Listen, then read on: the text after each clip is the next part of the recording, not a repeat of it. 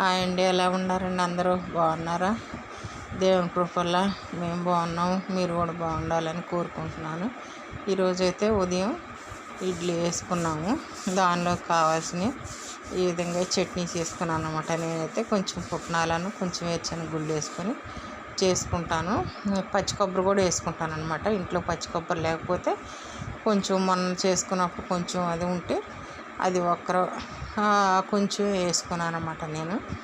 అయితే ఇడ్లీ వేసేటప్పుడు మా పిల్లలు చాలా టేస్ట్గా ఉంటుంది అని అంటే నేను ఇంకేమోలే సరేలే తృప్తిగా తింటే మన పిల్లలు మనకే తృప్తి కదా అనుకుంటాను. నేను మొన్న మా తమ్ముడోళ్ళు వచ్చారండి.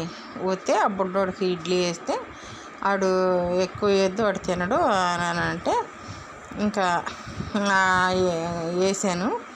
వేస్తే ఆ వేసిని తిని వాడు ఇక మళ్ళీ ఇడ్లీ ఏమని మళ్ళీ వచ్చాడండి. మళ్ళీ తర్వాత నాకు పప్పుతో ఇడ్లీ కావాలని ఇంకా ఆ రోజే ఆడ అన్నం తినలేదనమాట. ఇక ఆ పప్పు చారు పెట్టుకున్నాము. ఆ పప్పు చారుతో నాకు మళ్ళీ ఇడ్లీ కావాలని మళ్ళీ ఇడ్లీ వేయించుకొని తిన్నాడండి. ఇక వాళ్ళ అమ్మ కూడా పిన్ని ఎక్కడ కూడా కొంచెం పలుకు అనేది కనపడతలే, భలే సాఫ్ట్గా ఉన్నాయి పిన్ని, ఎట్ట పట్టేవా అని అందండి. సరేనండి, నచ్చితే మీరు కూడా ఈ విధంగా చేసుకోండి. బాయ్ అండి.